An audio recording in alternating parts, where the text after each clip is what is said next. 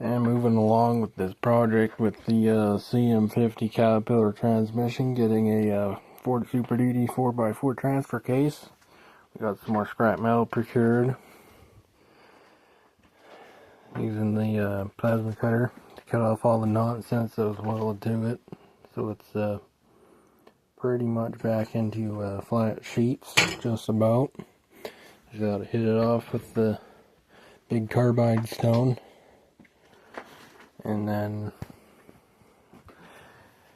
gotta make a 24.5-inch long strip. That's 2 inch.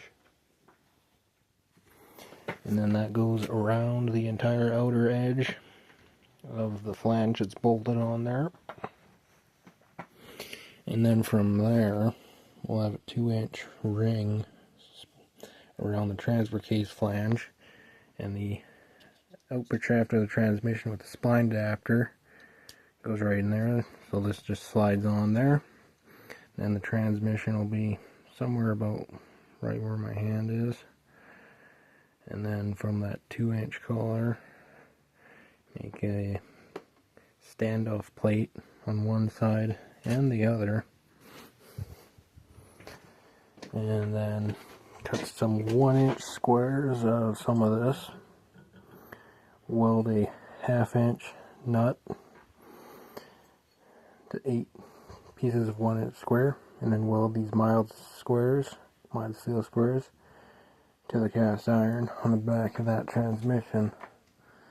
And that's how that's going to roughly bolt onto that. Though on another note, with that spline shaft that I made that goes into this Super Duty case, optimally, if you could take apart the whole transmission, pulling up the output shaft on that thing, you'd have the high portal gear on one end, followed by the bearing and the tapered output shaft splines with the nut.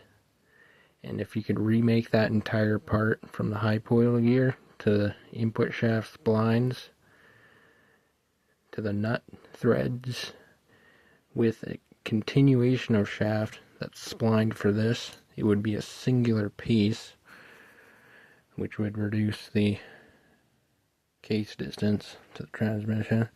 But it's not necessarily, and like a pile of bolts there.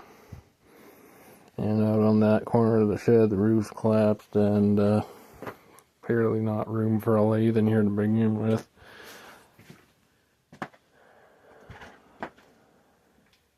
But anyways, it's just gonna continue on.